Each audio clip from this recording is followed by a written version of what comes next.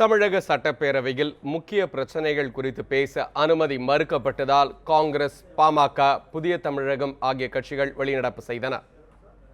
தூத்துக்குடி மாவட்டத்திலிருந்து அண்மையில் ஆந்திரமானம் திருப்பதிக்கு சாமி கும்பிட சென்ற 10 பேரை பிடித்து செம்மரக்கடத்தலில் ஈடுபட்டதாக ஆந்திர காவல்துறை கைது செய்யப்பட்டிருப்பது குறித்தும், அதேபோல கடந்த 4 வருடத்தில் தமிழகத்தில் பல்வேறு மாவட்டங்களில் சாதிய வன்கொடுமைகளால் உயிரிழந்தவருடைய குடும்பங்களுக்கு ஏறக்குறைய 110 குடும்பங்களுக்கு அரசு வேலைவாய்ப்பு வழங்குவதற்கு உண்டான நடவடிக்கையில் 1989ஆம் ஆண்டு தாழ்த்தப்பட்டோர் மீதான வன்கொடுமை தடுப்பு சட்டம் திருத்தச் சட்டத்தின் கீழ் அவர்களுக்கு வேலைவாய்ப்பு அளிக்கப்பட்டிருக்க வேண்டும். ஆனால் ஒருவருக்கு கூட கடந்த 4 ஆண்டு காலத்தில் அந்த 110 குடும்பங்களில் யாருக்கும் அந்த வேலைவாய்ப்புகள் வழங்கப்படவில்லை.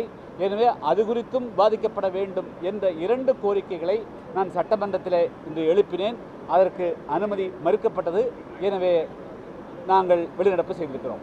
திட்டமிட்ட பழிவாங்கல் நடவடிக்கை அரங்கேற்றி இருப்பதை குறித்து அவையில் பேச வேண்டும், அவையின் கவனத்தை ஈர்த்து பேச வேண்டும் என்று அனுமதி கேட்டேன். அனுமதி மறுத்ததை கண்டித்து பாட்டாளி மக்கள் கட்சி வெளிநடப்பு.